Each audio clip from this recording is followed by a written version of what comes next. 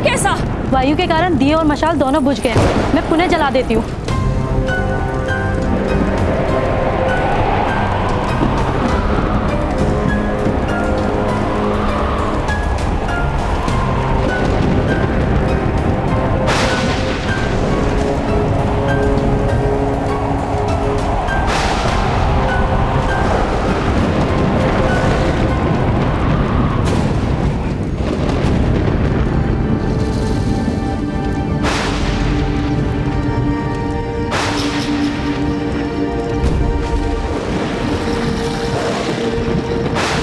योजना यह है कि जिसने भी उस कुएं के जल में विष डाला है उसे बंदी बनाना होगा। अवश्य ये कार्य ग्राम रक्षक ने किया था, अन्यथा पिताश्री को बंदी बनाकर इतनी पीड़ा क्यों दी उसने? राजसभा में कर्ण के कारण उनका अपमान हुआ था, अवश्य उसी का प्रतिशोध ले रहे हैं वो। लोहारों और सूतों में संघर्ष करवाकर कर्ण को अपराधी घोषित करने की इच्छा है उनकी। यदि ऐसा है तो विष अवश्य उद्यक्ष ने मिलाया होगा। मेरे पिताश्री कह रहे थे कि ग्राम रक्षक के सारे नीच कार्य वही करता है। मैंने सुना है कि उद्यक्ष महोदय जंगल के रास्ते शिव मंदिर की ओर जा रहे हैं। चलो उसका दमन करना होगा हमें।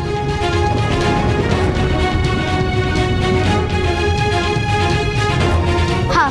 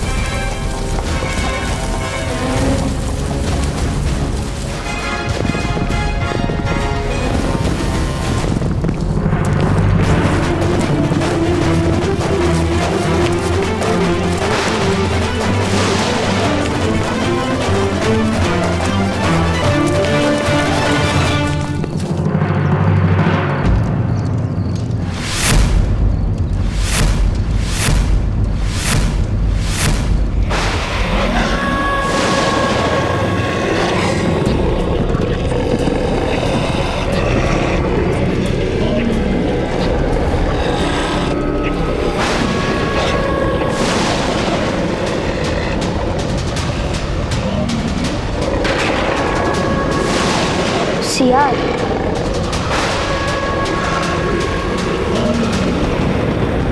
कर्ण, ये सियार तो आक्रमण करेंगे।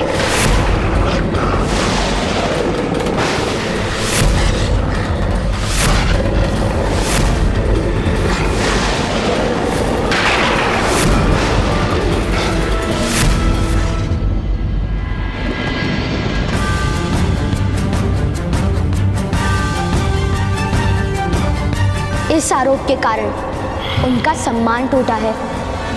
या तो सम्मान पूर्वक जीने का अधिकार दीजिए, अन्यथा मृत्यु दंड दीजिए। अधिकार तो ईश्वर देता है, मनुष्य तो केवल उसे स्वीकार करते हैं। कल्याण हो महामहिम।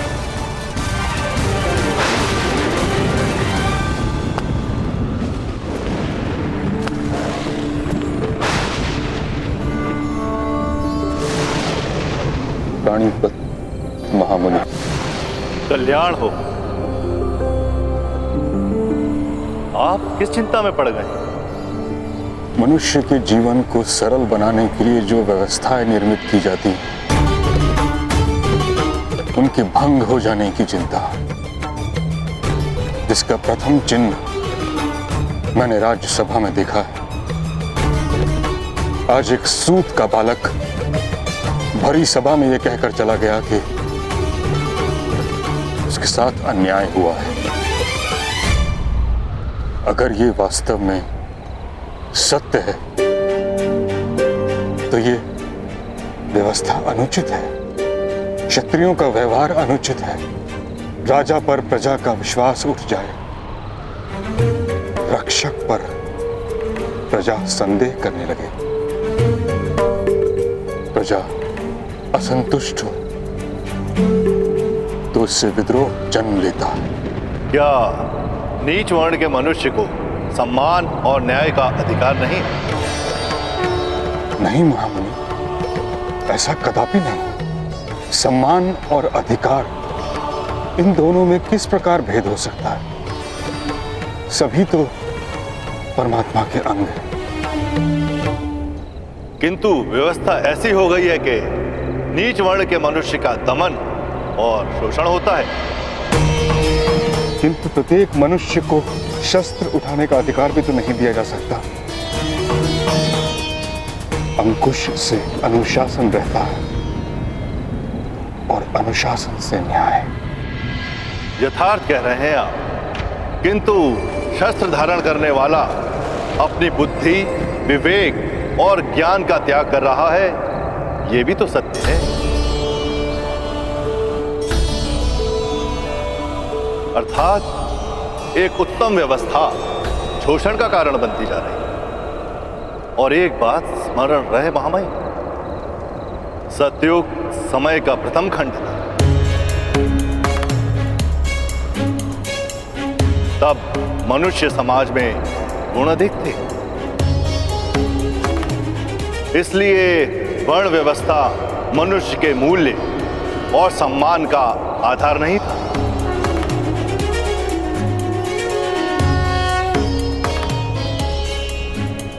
किंतु समय के साथ दुर्गुणों की वृद्धि होती है। त्रेता में ज्ञान समाज के छोटे भाग में सीमित हो गया। द्वापर में सामर्थ्य इसी प्रकार क्षत्रियों तक सीमित हो गया।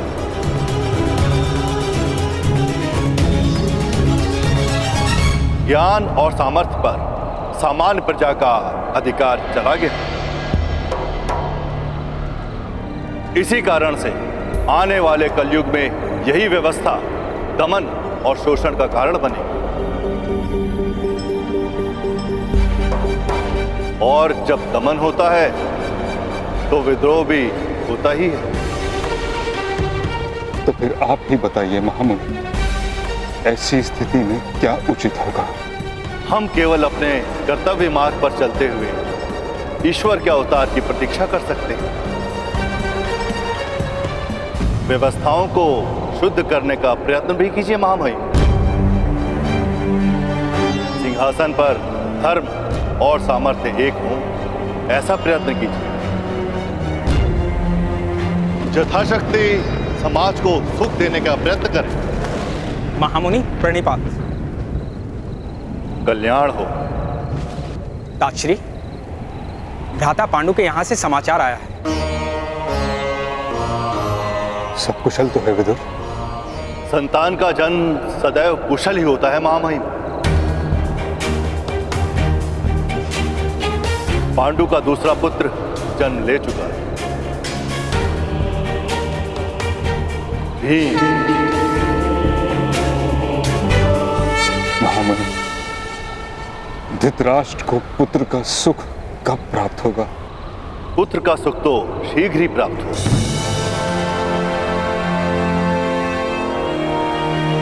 किंतु पुत्र से सुख प्राप्त होगा कि नहीं, ये प्रश्न है।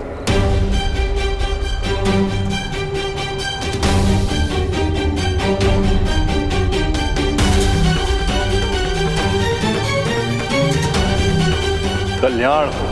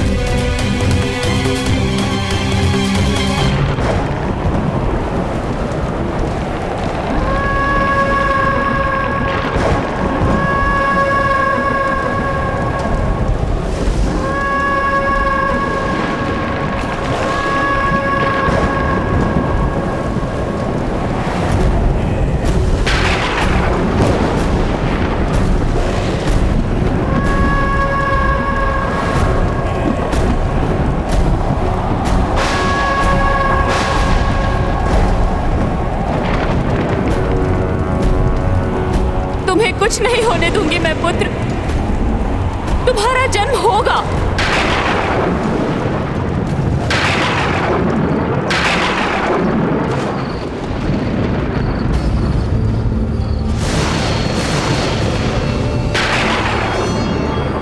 ये क्या अमंगल संदेश है ताक्षरी?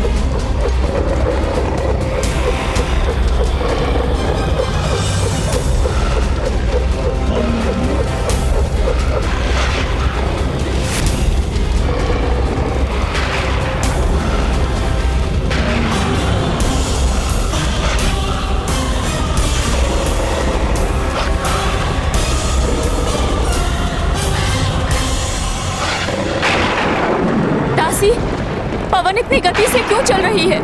ये ध्वनियां क्या हो रहा है ये?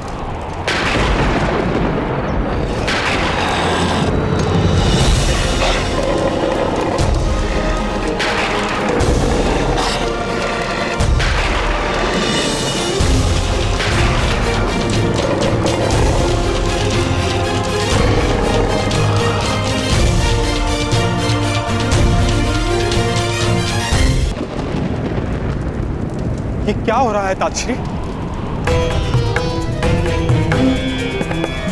पुत्र का सुख तो शीघ्र ही प्राप्त हो, किंतु पुत्र से सुख प्राप्त होगा कि नहीं, ये प्रश्न है।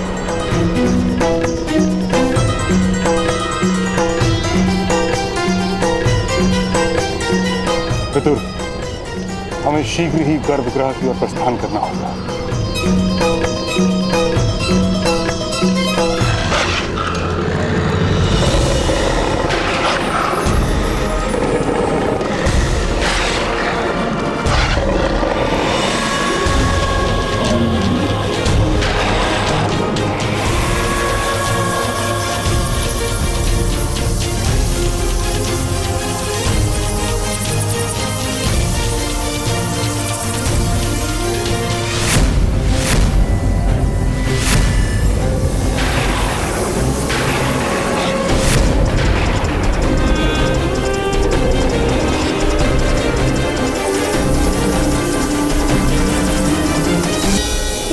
आक्रमण ने किया, आश्चर्य है।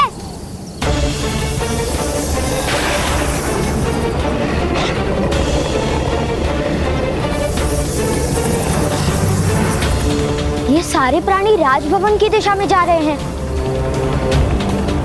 माता कह रही थी कि जब भी कोई अमंगल घटना घटती है तो उसका आभास प्राणियों को सबसे पहले हो जाता है।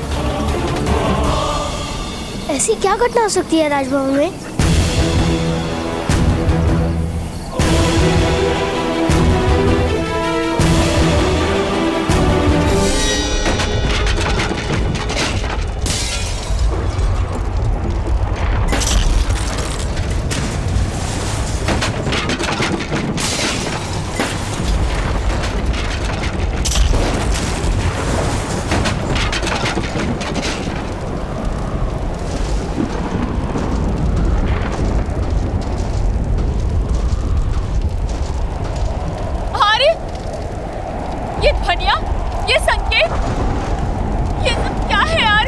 पांडु के दूसरे पुत्र के जन्म का संकेत है गांधारी। पुत्र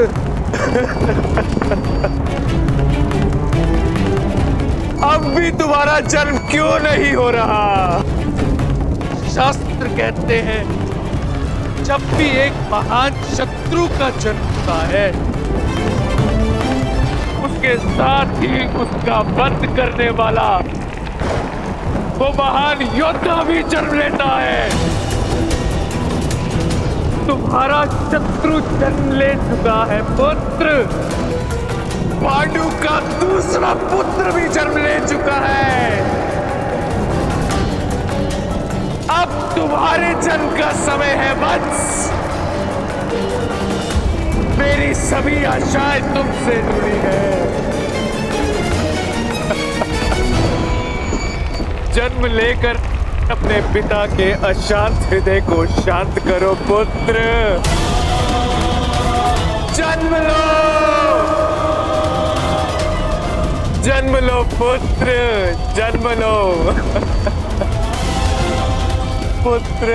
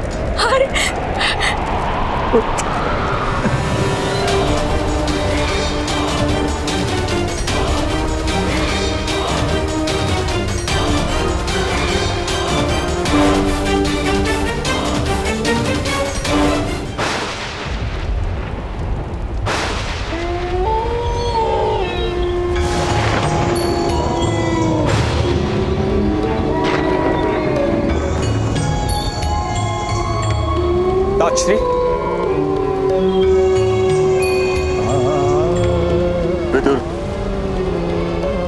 महामुनि ने ऐसे ही संकटों की ओर संकेत किया था। भीष्म, समय आरंभ हो रहा है। ताजश्री, शास्त्र कहते हैं जैसे अग्नि की ज्वाला उत्पन्न होने से पूर्व धुआं प्रकट होता है, उसी प्रकार जब महान विपत्ति आने वाली होती है, किसी दुष्ट आत्मा का जन्म होने वाला होता है, तो सारी सृष्टि संकेत करती है। तुम किसकी बात कर रहे हो विदुर?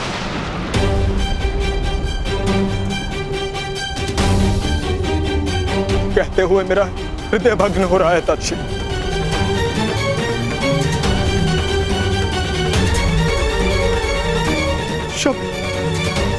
शब्द मेरा साथ नहीं दे रहे हैं। मैं महारानी गांधारी के प्रथम पुत्र की बात कर रहा हूं ताजश्री। ये बालक कुरु साम्राज्य और समग्र भूमि के लिए महान विपत्ति का कारण बनेगा।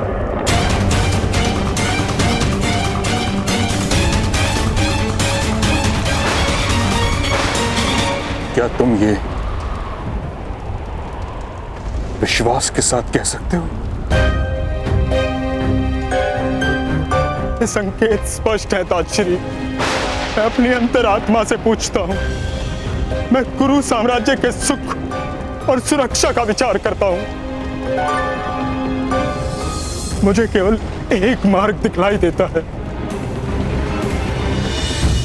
मेरा परामर्श है, आज जन्म लेने वाले उस बालक का नाश अनिवार्य है, नाश अनिवार्य है, नाश अनिवार्य है।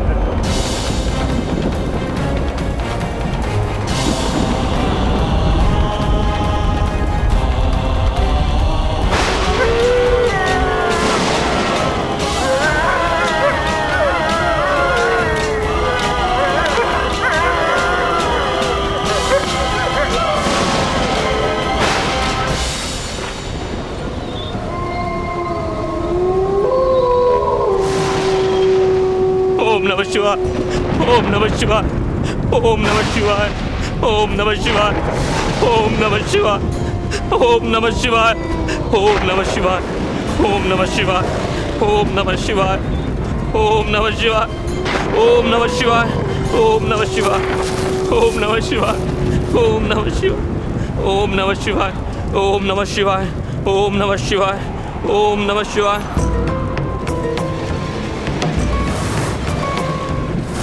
ओम नमः शिवाय, ओम नमः शिवाय, ओम नमः शिवाय, ओम नमः शिवाय, ओम नमः शिवाय, ओम नमः शिवाय। किंतु कर्ण, प्रत्यक्ष श्रद्धा पे सत्य क्यों बताएंगे? मौन रहो।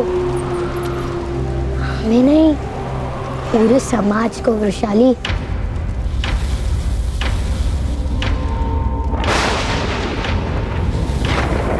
वत्स,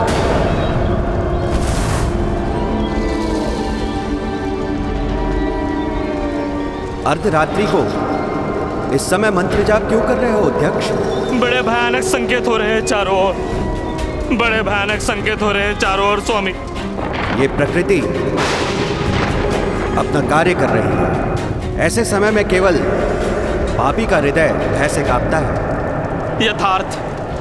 यथार्थ कह रहे हैं स्वामी आप। और मदंजय के सेवक के हाथों पाप ना हुआ हो, वो संभव है क्या?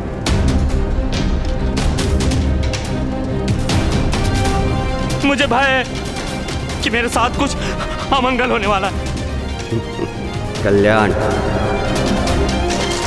ओम नमः शिवाय, ओम नमः शिवाय।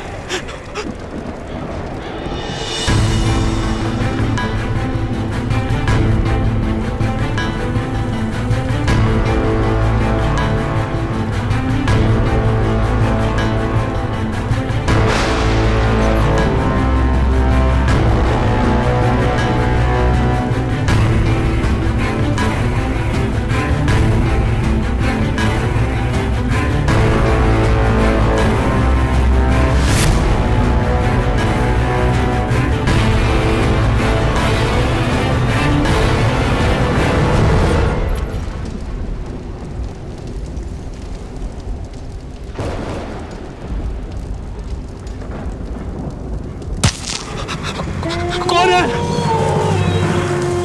कौन है? कौन है? ओम नमः शिवाय, ओम नमः शिवाय, ओम नमः शिवाय, ओम नमः शिवाय।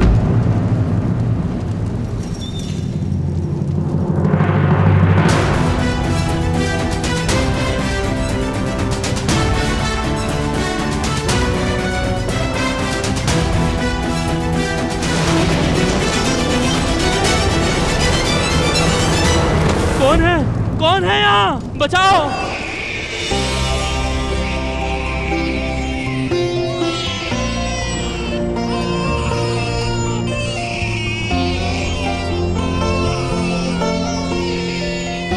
आर्य, आपका पुत्र आर्य।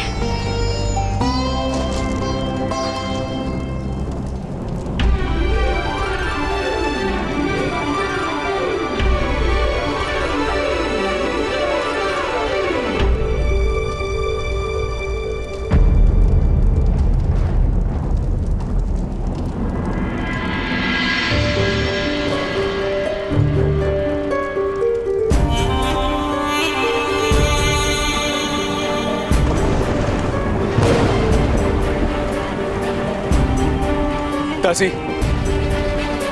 दासी! आदेश महाराज। इस बालक को ध्यान से देखो, कहीं ये भी मेरी भांति नेत्रहीन तो नहीं।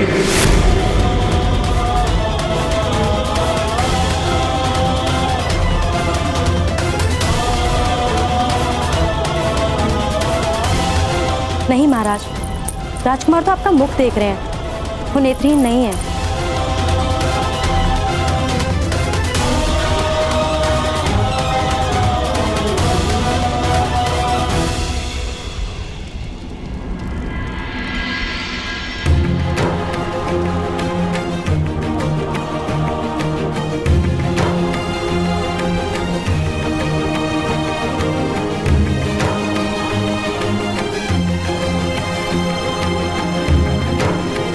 महाराज,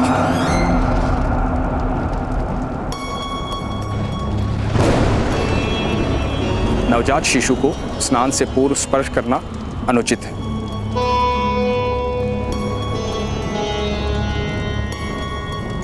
महाराज, मुझे एक महत्वपूर्ण विषय में आपसे वार्तालाप करना अनिवार्य है।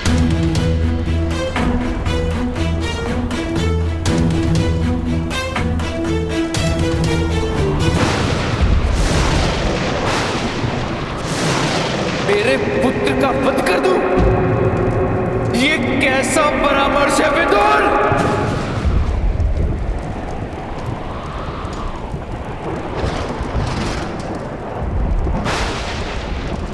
भ्राताश्री,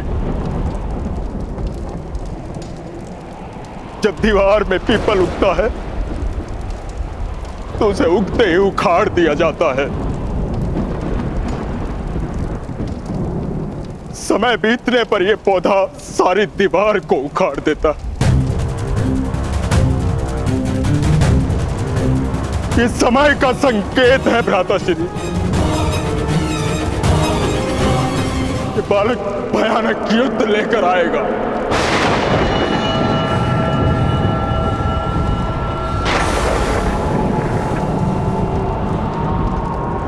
निर्दोष जीवों का बलिदान लिया जाएगा।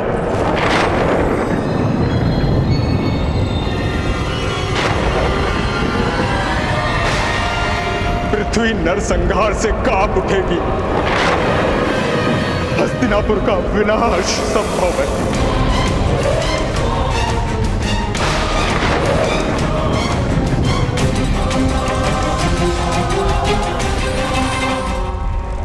एक नवजात बालक के जन्म से भयभीत हो उठे हैं आप? नहीं, उसके भविष्य से भयभीत हैं हम। तो इस समय जन्मे सारे बालकों की हत्या क्यों नहीं करवाते? और भी तो जन्म हुए होंगे। और वन में सियार और उल्लू तो प्रतिदिन ही बोलते हैं। और आकाश में काले बादल प्रत्येक वर्षा ऋतु में घिर आते हैं। इसका अर्थ यह हुआ कि प्रत्येक बालक का जन्म के साथ ही वध कर देना उचित होगा। ये कैसा न्याय है हस्तिनापुर का?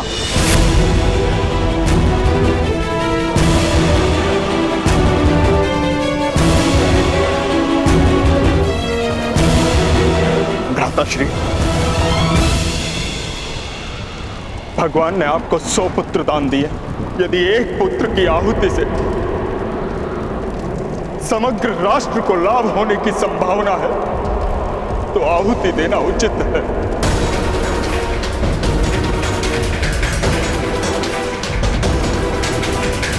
वैसे भी युद्ध में राजकुमार बलिदान देते हैं। बलिदान नहीं देता, वीर गति को प्राप्त करता है। वीर गति को, हत्या और वीर गति में अंतर होता है महामंत्री। महामहिम भीष्म का क्या मत है इस विषय में?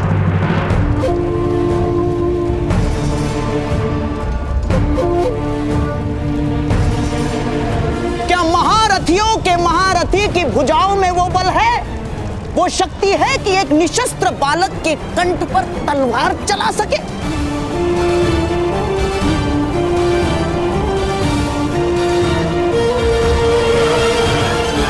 एक बालक की हत्या के विचार से ही मेरा हृदय कांप उठता है।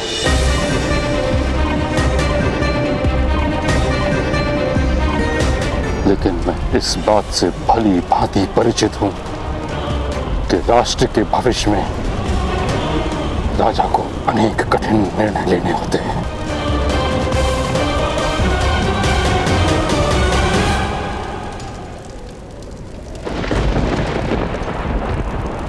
ताश्री, मैंने अपने इस पुत्र के लिए अनेक वर्षों तक प्रतीक्षा की है। अनेक सपने देखे हैं मैंने। मेरे हृदय का स्वामी हो गया है जन्म से पूर्व ही। जिस कली की सुगंध से मन मुग्ध हुआ हो, उस फूल को डाल से कैसे तोड़ दे ताश्री, कैसे तोड़ दे? पुत्र, ये दुर्भाग्य है कि राजा के मस्तक पर मुकुट होता है और उसके हृदय में पुत्र का स्थान। मस्तक और हृदय के बीच समाधान अत्यंत कठिन है।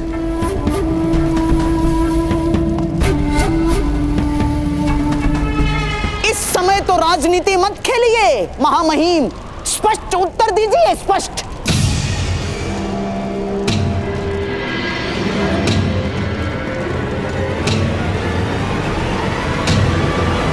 क्या पांडु के पुत्र को हस्तिनापुर के सिंहासन पर बिठाने की योजना से मेरे भांजे की हत्या का आयोजन है ये?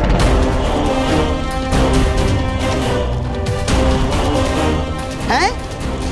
उत्तर दीजिए महामहिम।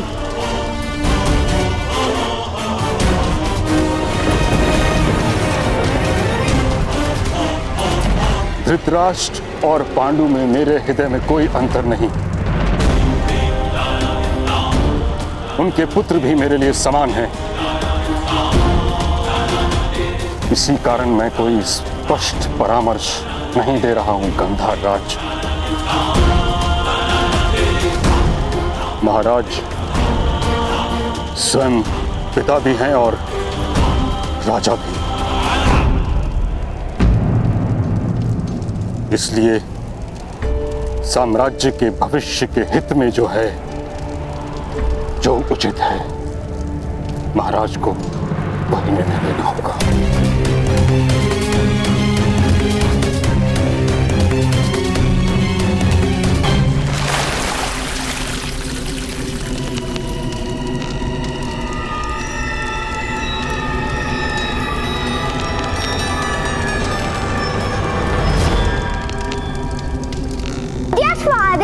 यह स्टार्ट करने के पश्चात आपको बाता गंगा में भी स्टार्ट करना आवश्यक है। मैं मंत्रों का उच्चारण कर रहा हूँ। आपके सारे पाप आपके शरीर से बाहर आ जाएंगे। मुख्य द्वार से। एक बार और स्नान करवाते हैं। ठहरो ठहरो, तुम सब दंड के भागी बनो। प्रत्येक को दंड मिलेगा। मदन जय महोदय को आने दो।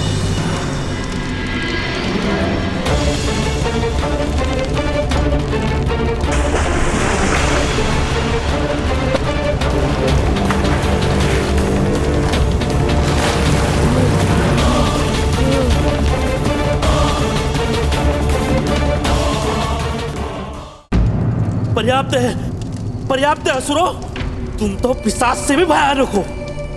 क्यों मेरी ऐसी स्थिति कर रहे हो? उत्तर प्राप्त करना है। किस बात का? आपने कुएं में विष क्यों डाला? मैंने कोई विष नहीं मिलाया था।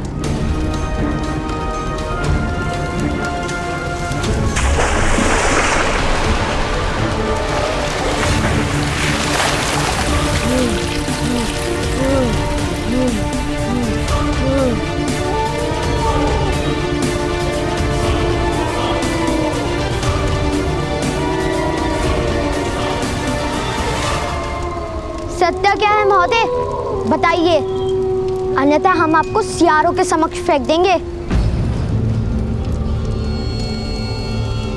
और फिर वही आपका निर्णय करेंगे।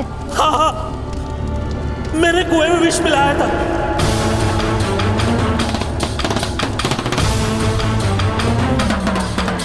ग्राम रक्षक महोदय के आदेश पर।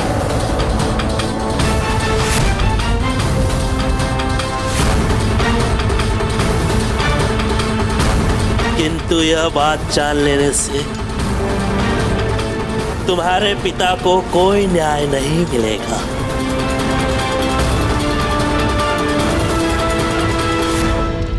क्योंकि मैं राजसभा में ये बात बताऊंगा ही नहीं।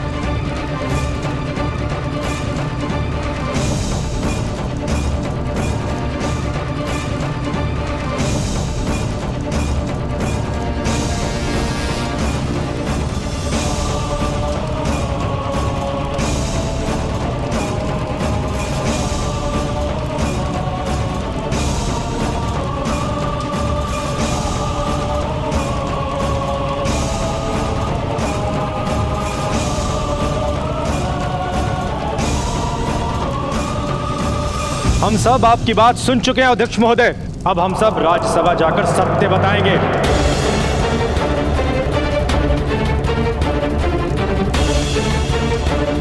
और आपको भी सत्य कहना होगा।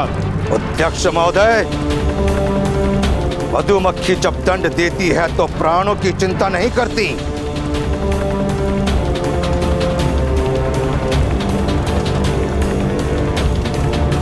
ये मधुमक्खी की शक्ति नहीं, उसके संकल्प का गुण है। इसीलिए आकार छोटा देखकर भ्रम में मत रहना।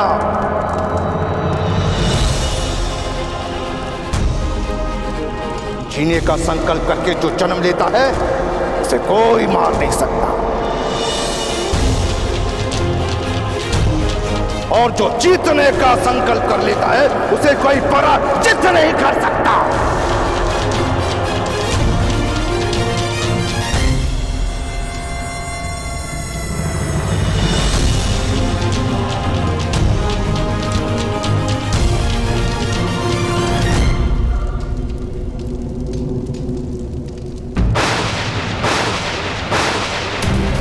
प्रणिपात। भुगत ग्राम के सूत एकत्र हुए हैं, राजभवन के आंगन में महाराज से मिलने का आग्रह कर रहे हैं।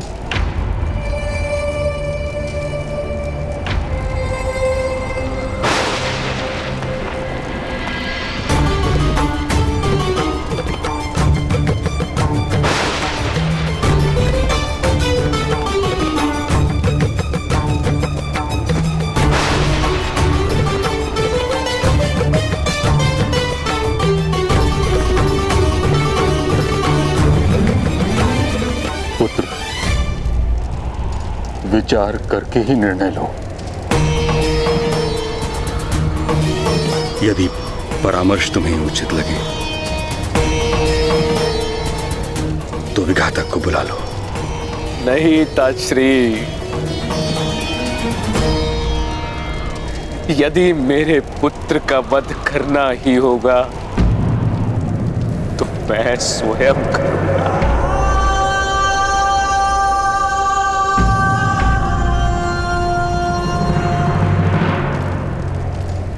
ये उसका अधिकार है ताजश्री कि वो अपने अंतिम समय में अपने पिता के हाथों में सोया हो।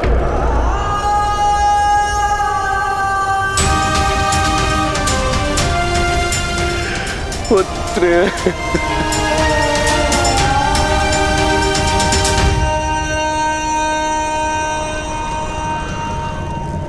महाराज,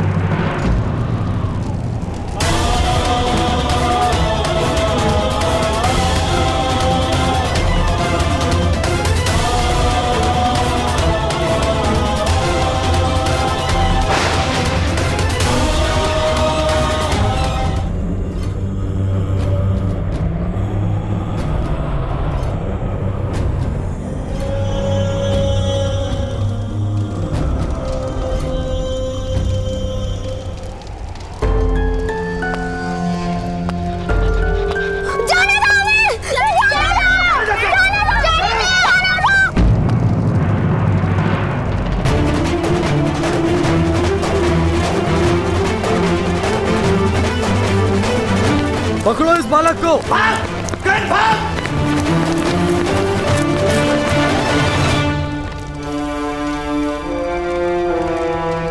बालक, अर्धरात्रि में राजसभा में आने की अनुमति किसी को नहीं है। किंतु न्याय के लिए प्रतीक्षा करनी पड़े, वो भी तो अन्याय ही है महोदय। महामुनि ने कहा था। सुविचार सुनकर तोते की भांति कंठस्थ कर लेते हो। जी हाँ महोदय, आपको क्या अच्छे विचारों का विस्मरण हो जाता है? बालक, अपने ग्राम जाकर विश्राम करो। प्रातःकाल ही महाराज से भेंट हो पाएगी।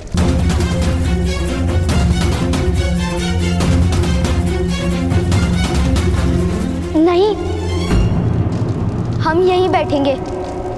मेरे पिताश्री कारागार में हैं, तो मैं घर में किस प्रकार बैठ सकता हूँ महोदय? धनुष और तीर का संबंध है पिता पुत्र का। कोई एक कभी दूसरे का त्याग नहीं कर सकता।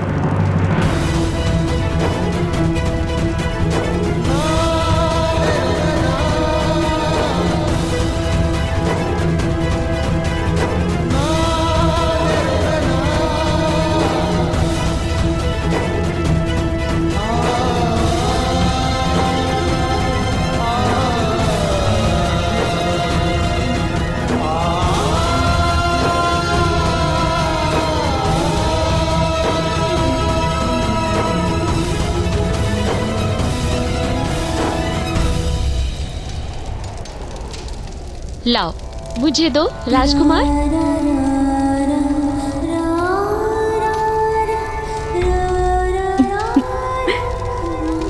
बड़ा नटखट है ना?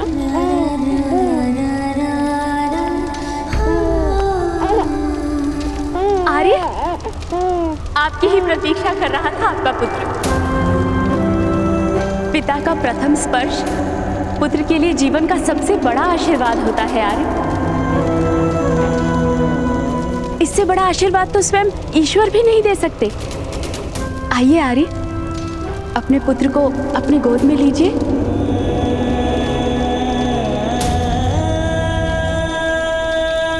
दासी कह रही थी, बड़ा सुमोहक मुख है बालक का। कामदेव का अवतार है आपका पुत्र आर्य। निकट आइए आर्य। जब दीवार में पीपल उगता है तो उसे उगते ही उखाड़ दिया जाता है। समय बीतने पर यह पौधा सारी दीवार को उखाड़ देता है। ये समय का संकेत है भ्राताश्री। ये बालक भयानक युद्ध लेकर आएगा।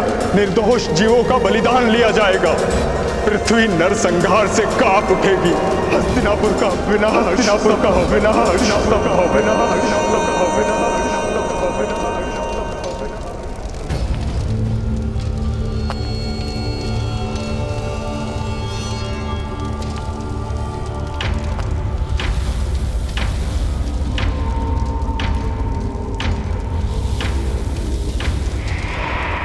नहीं गांधारी नहीं, महाराज इस समय स्वस्थ नहीं है, अपने ही पुत्र की हत्या करने पधारे हैं ये।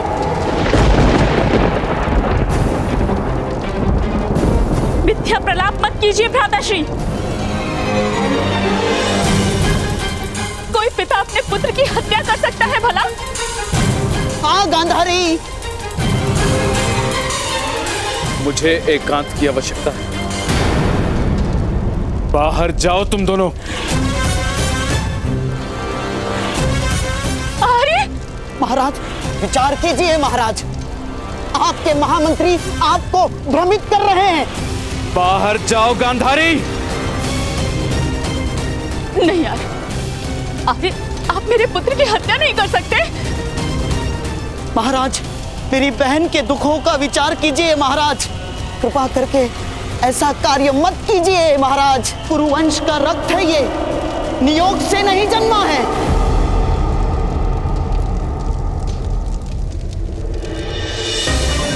महाराज स्वयं पिता भी हैं और राजा भी, इसलिए साम्राज्य के भविष्य के हित में जो है महाराज को वही निर्णय लेना होगा।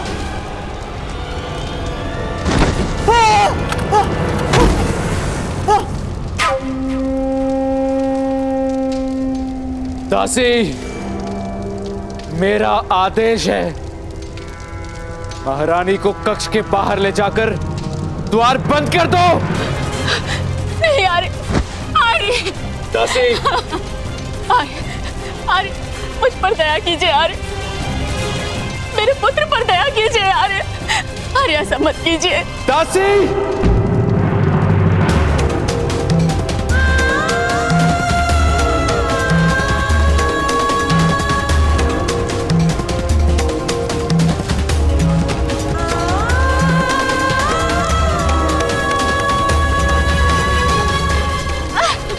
छोड़ो मुझे आर्य, आर्य, आर्य, मुझे जाने दो आर्य, मुझ पर दया कीजिए आर्य। महाराज स्वयं पिता भी हैं और राजा भी, इसलिए साम्राज्य के भविष्य के हित में जो है महाराज को वही निर्णय लेना होगा। ये समय का संकेत है भ्राताश्री, कि बालक भयानक युद्ध लेकर आएगा, निर्दोष जीवों का बलिदान लिया जाएगा, पृथ्वी नरसंहार से कांप उठेगी, हस्तिनापुर का विनाश, हस्तिनापुर का विनाश।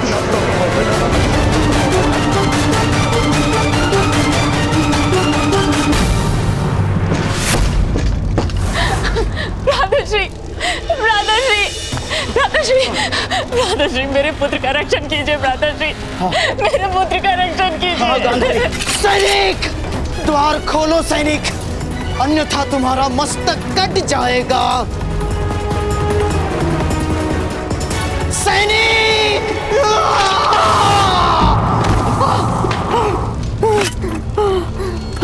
आओ आओ गांधारी।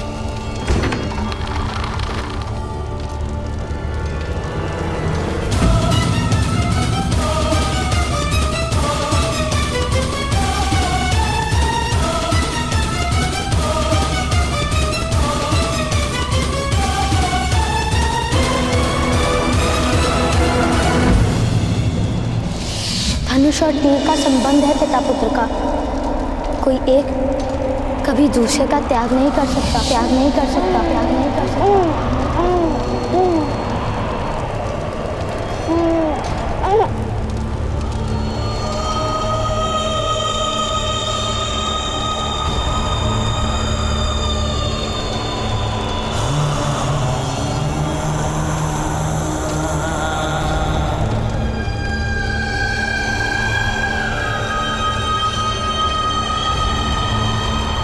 नहीं पुत्र, मैं तुम्हारी हत्या नहीं कर सकता। तुम मेरे स्वप्नों का विस्तार हो, मेरी भावनाओं का मर्म हो, मेरी प्रतीक्षा का फल हो तुम। तुम्हारे जीवन के साथ ही मेरा जीवन जुड़ा है।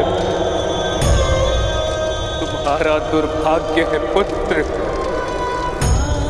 कि तुम्हारे जन्म के साथ ही तुम्हारे लिए जीवन भर के संघर्ष का उपहार प्राप्त हुआ है। किंतु पुत्र, तुम्हारे इस पिता को विश्वास है कि तुम्हें कोई भी पराजित नहीं कर पाएगा। दुष्कर होगा तुम्हारे साथ युद्ध करना पुत्र। दुर्योधन नाम रखता हूं तुम्हारा।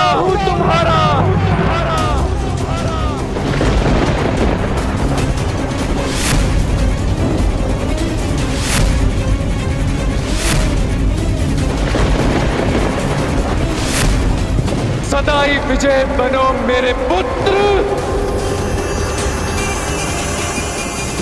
मेरे उत्तराधिकारी।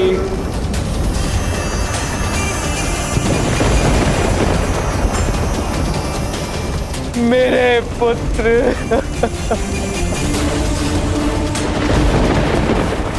मेरे पुत्र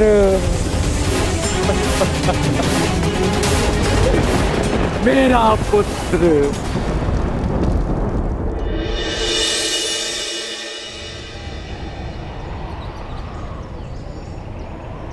भगवान, जब भी आप प्रकट होते हैं मेरे अंतर में प्रकाश होता है।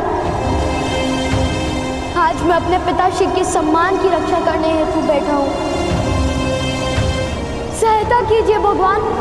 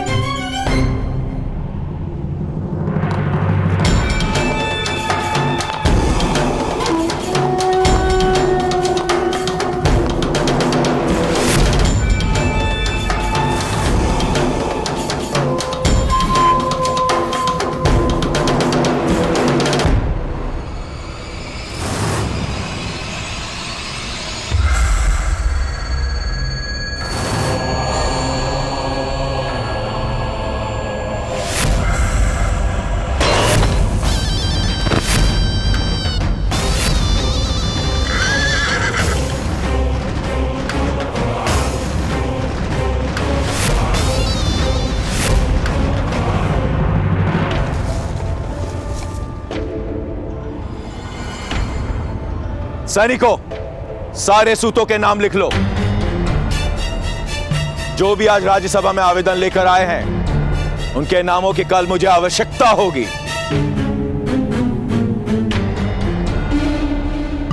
हमें आपका भय नहीं मदनजय महोदय। प्रथम मेरा नाम लिखिए, सूत वृषभान।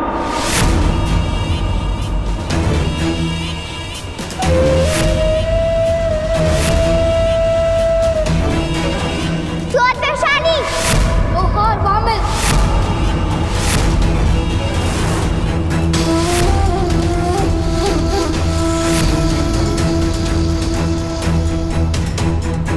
लोहार कमल।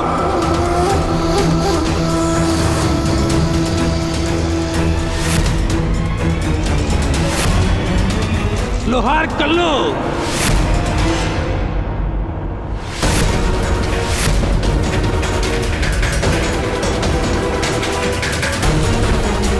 सूत विशेषण।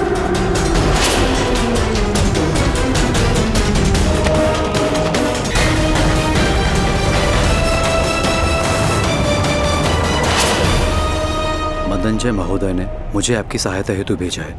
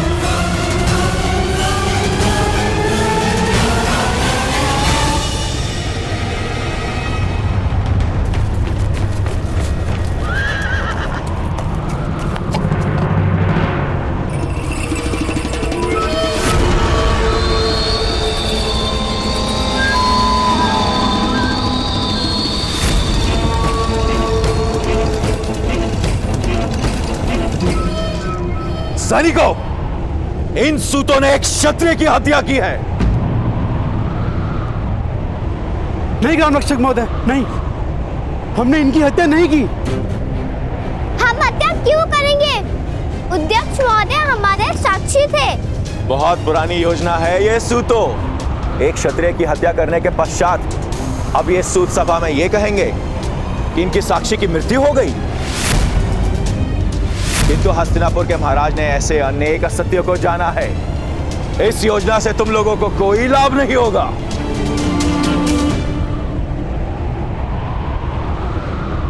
प्रपंच है ये। अध्यक्ष महोदय की हत्या आपने की है।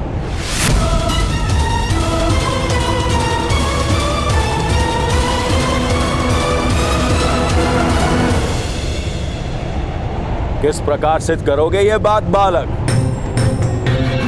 सिंह की दहाड़ के सामने चूहे की चूचू कौन सुनेगा?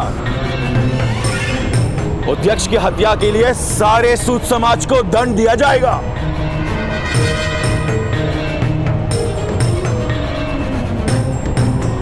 सभी सूतों के नाम महाराज के सामने प्रस्तुत किए जाएंगे।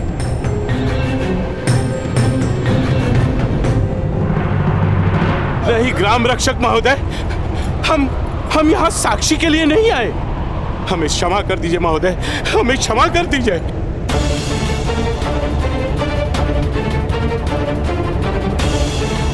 किंतु इस बालक ने तो मुझ पे हत्या का आरोप लगाया है। नहीं महोदय, हम मान्य नहीं करते। हमारा इस बालक या इसके परिवार के किसी भी सदस्य से कोई संबंध नहीं है, कोई संबंध नहीं है। हमें क्षमा कर दीजिए, हमें क्षमा कर दीजिए महोदय।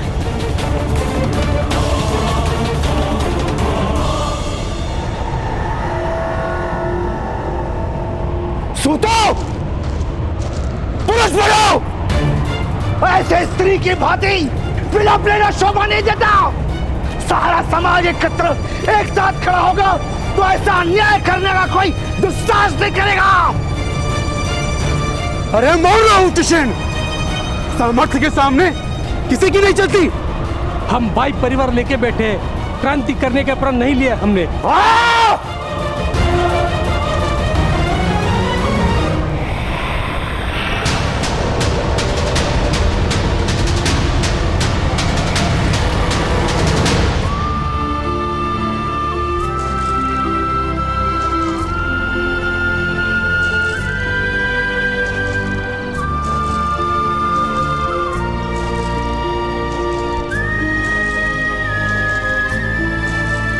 पंद्रह मनुष्यों की हत्या का दंड केवल मृत्यु ही हो सकता है। तुम्हारे पिता को कल मैं अपने हाथों से मृत्यु दंड दूंगा। देखो भाइयों, इसके पुत्र ने पराक्रम करके जीवन दान दे दिया इस हत्यारे को। मेरी पुत्री की हत्या किया तुमने, मैं तुम्हें कभी क्षमा नहीं करूंगी। पापी है ये, अपराधी है।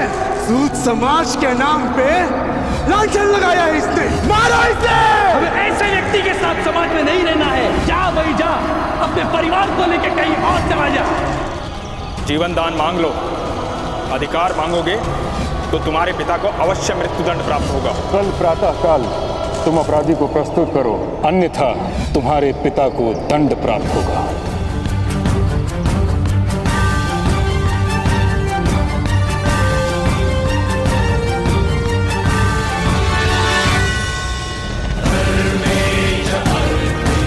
भगवान, आज आपके उगने से मेरे हृदय में अंधकार क्यों छाया हुआ है? कोई मार्ग भी नहीं सूझ रहा।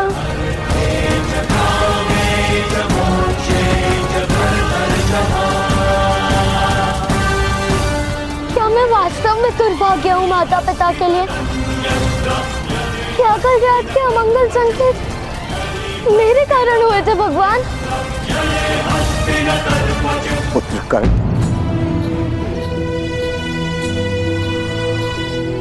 पराजित होने का केवल एक ही मार्ग है,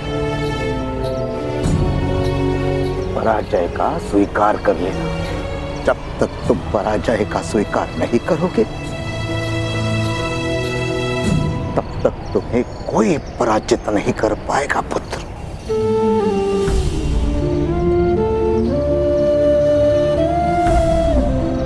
तो मैं क्या करूं ताऊ? सारे द्वार बंद हो चुके हैं। ऐसा क्यों है कि सूत को न्याय प्राप्त नहीं हो सकता? यदि सारे मनुष्य के पास 2 हाथ, 2 पैर और 1 मस्तक है, तो उनके बीच में ये भेद क्यों ताऊ? पुत्र, ये भेद ईश्वर ने नहीं किया।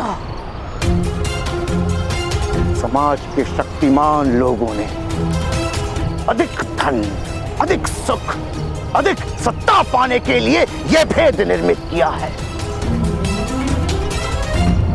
न्याय प्राप्त होता है शक्तिमान को।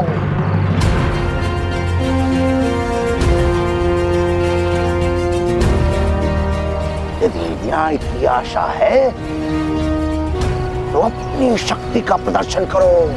किंतु मुझे धनुष उठाने की स्वतंत्रता नहीं ताऊ। किसने स्वतंत्रता पर मर्यादा बांधी है? इन्हीं क्षत्रियों ने जो तुम्हारे पिता की हत्या करने को सच है। उनकी दी हुई मर्यादा का आदर करने का समय है तुम्हारे पास? नहीं ताऊ। तो उठो, मार्ग निर्मित करो, उठकर उठो।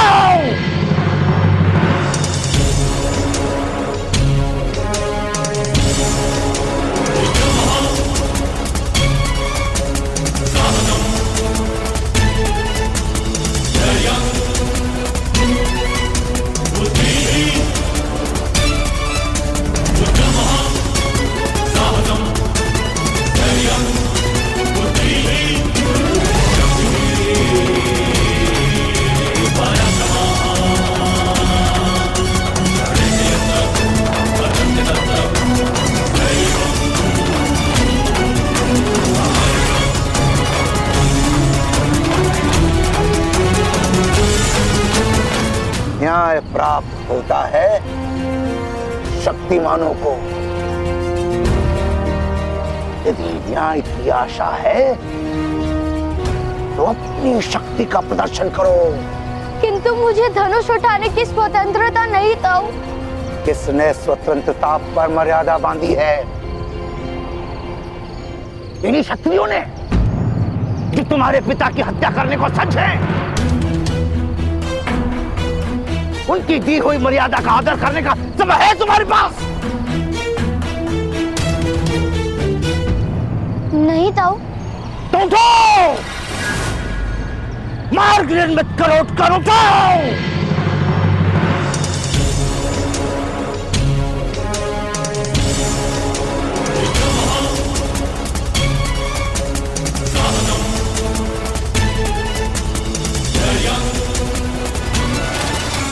अद्भुत मार्ग निकाला आपने सेनानायक महोदय। जब उद्दक्ष ने आत्मसमर्पण कर दिया तब मुझे प्रतीत हुआ कि आपकी रक्षा करना असंभव है। किंतु आपने कैसे जान लिया कि वो सूत भयभीत होकर उस बालक का साथ छोड़ देंगे? मूर्ख, एक महत्व की शिक्षा दे रहा हूँ, सदा स्मरण में रखना। शल्यक नाम का प्राणी देखा है जिसके पीठ पर बालों के स्थान पर कांटे होते हैं? साहिब ही कहते हैं उसे। इतना सा होता है, किंतु सिंह उसका आखेट नहीं कर पाता। किंतु कांटे उगाने के लिए भी साहस की आवश्यकता होती है सैनिकों। साहस के बिना शक्ति नहीं आती। ऐसा ही मनुष्य के विविध समाजों का सत्य है। नीची जाति के लोगों के पास साहस नहीं होता, इसलिए छोटे हैं। आज यदि सारा समाज एक साथ खड़ा रह जाता तो मेरा पराजय निश्चित था। किंतु सूतों को हृदय से ही अपने विजय पर विश्वास नहीं, वो क्या विजय प्राप्त करेंगे?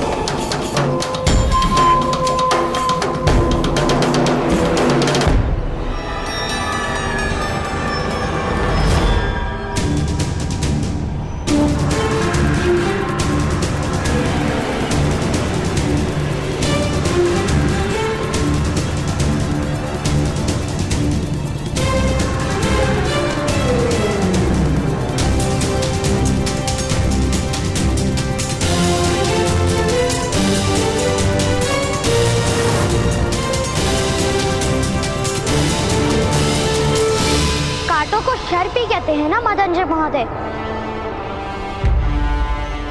लो, मैंने अपने हाथों में शर उठा लिया है आज।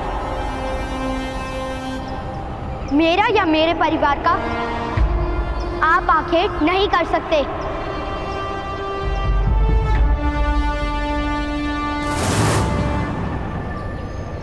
सूत पुत्र, तुमने धनुष उठाने का तो साहस किया।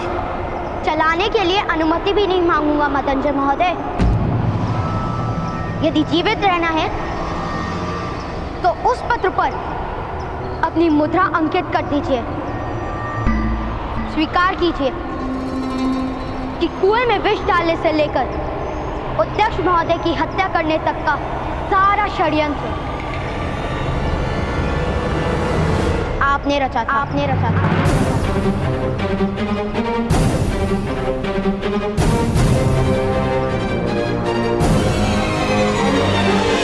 मेरे पिता को उनका सम्मान और अधिकार लौटा दीजिए, अन्यथा आप जीवित नहीं बचेंगे। सैनिकों, क्या देख रहे हो? पकड़ लो इस उद्दंड बालक को। मैं इसे अपने हाथों से ही दंड दूंगा।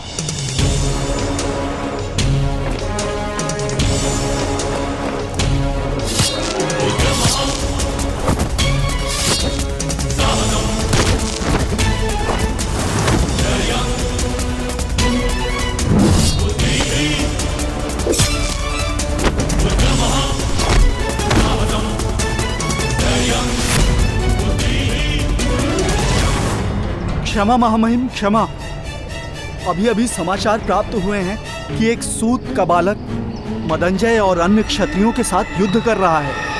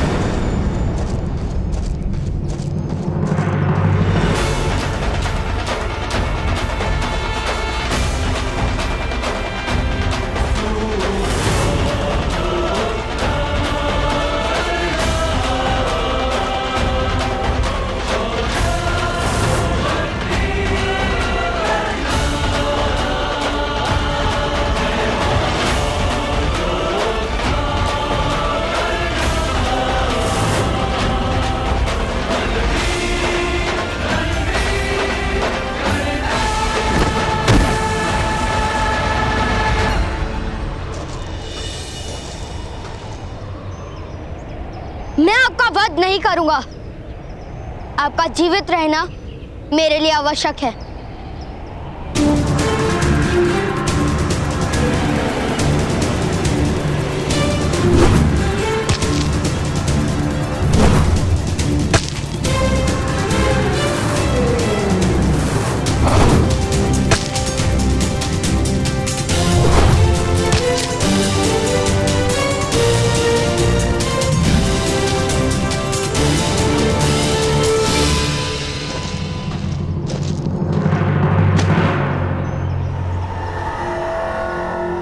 अब भी समय है मदनजय महोदय, अपना अपराध स्वीकार कर लीजिए। सूतपुत्र, तुम्हारी विजय असंभव है। पर्वत से टकराने पर बादल रिक्त हो जाता है, पर्वत का कुछ नहीं जाता।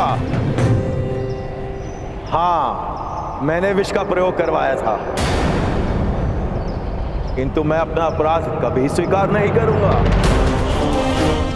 तुम्हारे पिता को मृत्युदंड अवश्य मिलेगा, और यदि क्रोध में आकर तुमने मेरी हत्या कर दी तो तुम्हें भी मृत्युदंड मिलेगा। इसलिए कहता हूं, आत्मसमर्पण कर दो।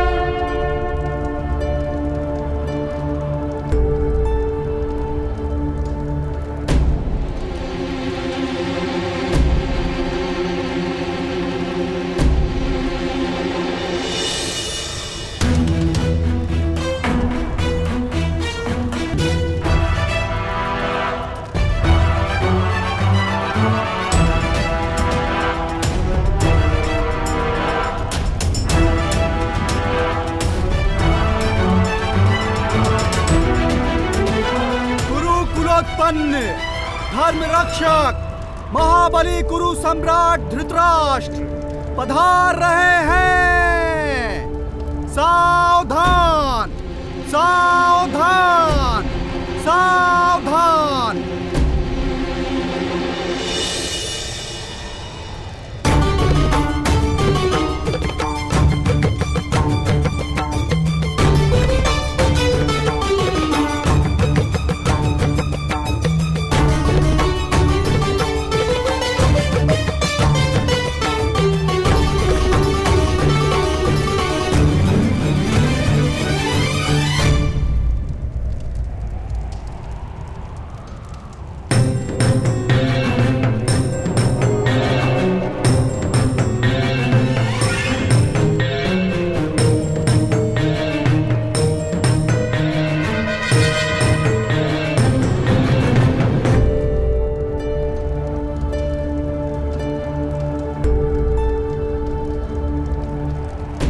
कहां है वो बालक विदुर जिसने हमारे पुत्र को जीवन दान दिया?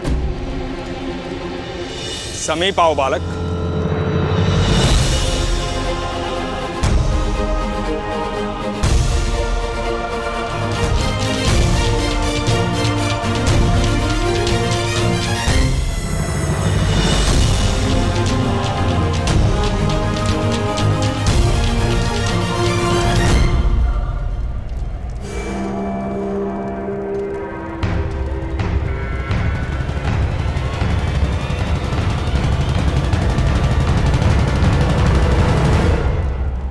महाराज के सामने हाथ जोड़े जाते हैं।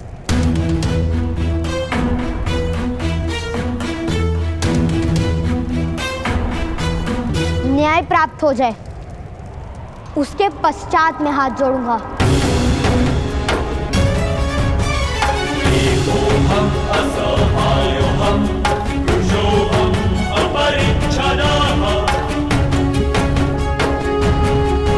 कर्ण महाराज, ये बालक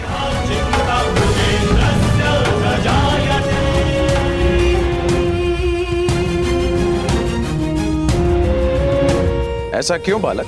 न्याय यदि दान में प्राप्त होगा तो आप पर लांछन लगेगा महाराज, इसलिए याचना नहीं करूंगा मैं।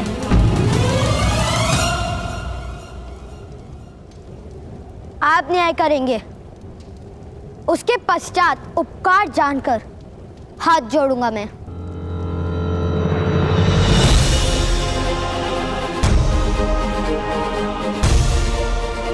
मेरे पिताश्री कहते हैं कि उपकार का कभी विस्मरण नहीं किया जाता।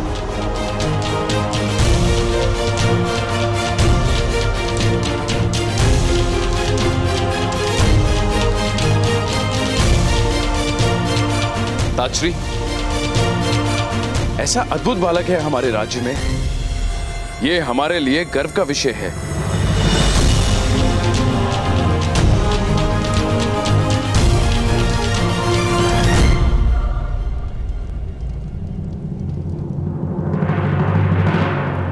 नाम क्या है तुम्हारा बालक?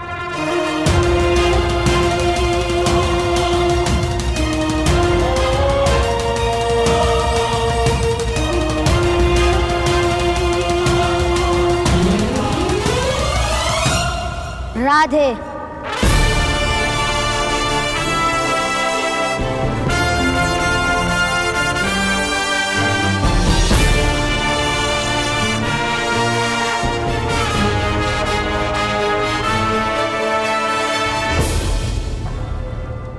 राधे, माता के नाम से स्वयं का परिचय देते हो राधे?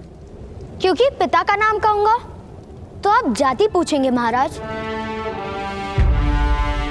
और माता का नाम कहता तो आप प्रश्न पूछते।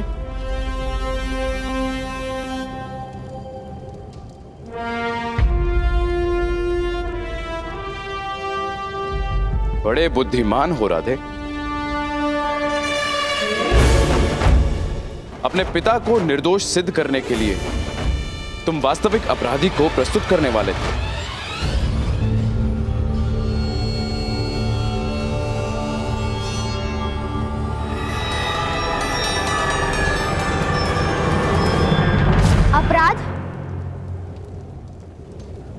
रक्षक महोदय ने किया है महाराज।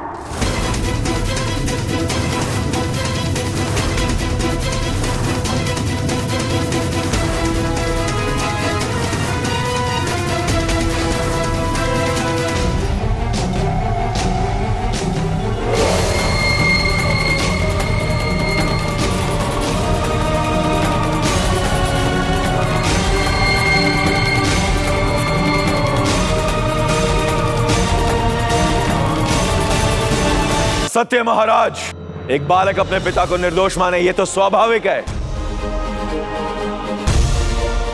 मैं एक क्षत्रिय हूं, सत्ता है मेरे हाथों में, मैं क्यों किसी की हत्या करूंगा भला? तुम्हारे पास कोई ठोस प्रमाण है इस आरोप को सिद्ध करने का? मैं सत्य कहता हूं। सत्य से बड़ा क्या प्रमाण हो सकता है? महाराज, मदनजय यथार्थ कह रहा है। एक शक्तिमान मनुष्य को असत्य बोलने की और गुप्त रूप से हत्या करने की कोई आवश्यकता नहीं। किंतु सारे ग्रामजनों ने सुना था।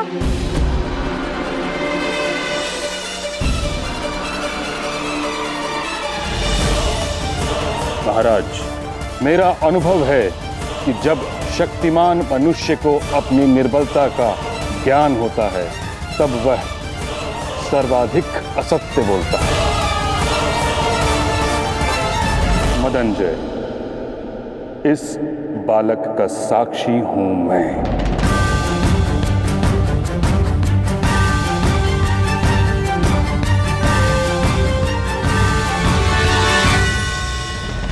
तुम्हारे बंधन काटने से पूर्व मैंने स्वयं तुम्हारे शब्दों में तुम्हें स्वीकार करते हुए सुना है कि ये विष प्रयोग तुमने कराया है।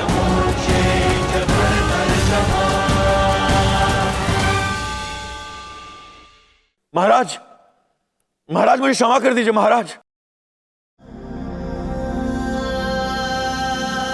महाराज, स्वयं सर सेनापति ने मदनजय के अपराध में साक्षी दी। अब आरोपी अधिरथ को सम्मान सहित मुक्त कर देना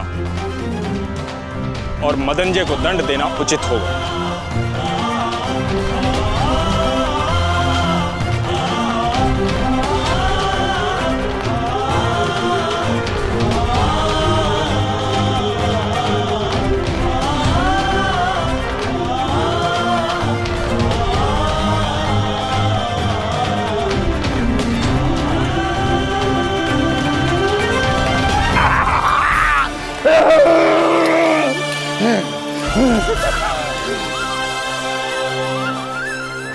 तुम्हारे साहस और विश्वास की विजय हुई।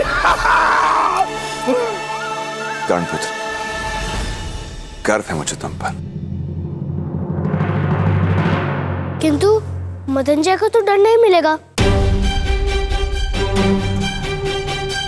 पुत्र, वो महाराज का प्रश्न है। हमने न्याय मांगा था, प्रतिशोध नहीं। कर्णपुत्र, महाराज को प्रणाम करो और घर चलो।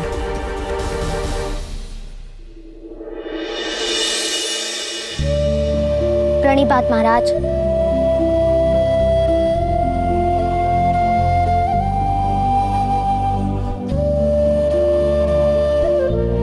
ठहरो सूतपुत्र।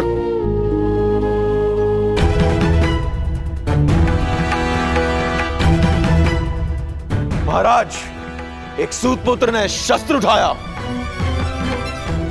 उसका न्याय कैसे होगा? मदनजय, हमारे यहां अपराधी को बोलने का अधिकार नहीं है। मैं अपराधी अवश्य हूं महाराज, किंतु हस्तिनापुर के सारे क्षत्रिय तो अपराधी नहीं। वे सब प्रश्न पूछेंगे। इस सूतपुत्र का न्याय भी कीजिए महाराज।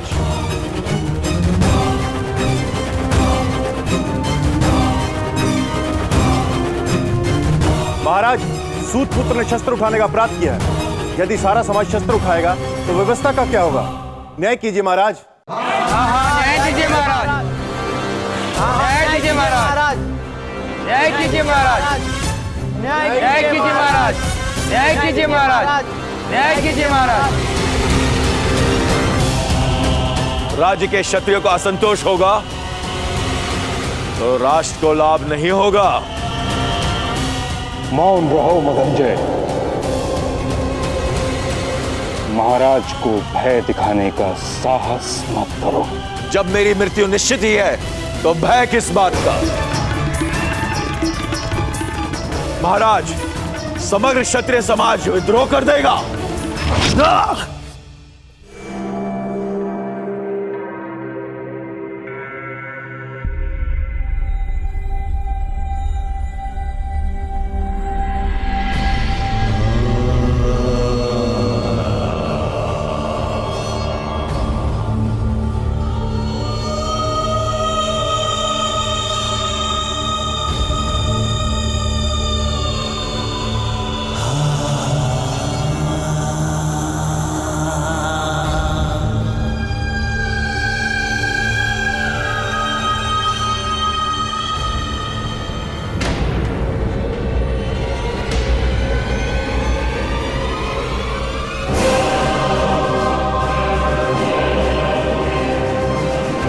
हस्तिनापुर की राजसभा में विद्रोह की बात करने वाले को उसी क्षण मृत्यु दंड दिया जाता है।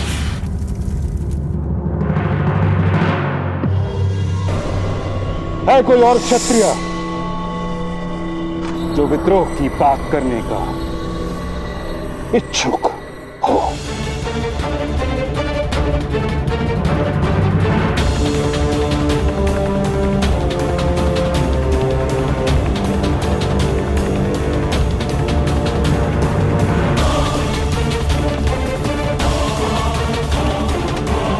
ठहरो सूत अधिरथ,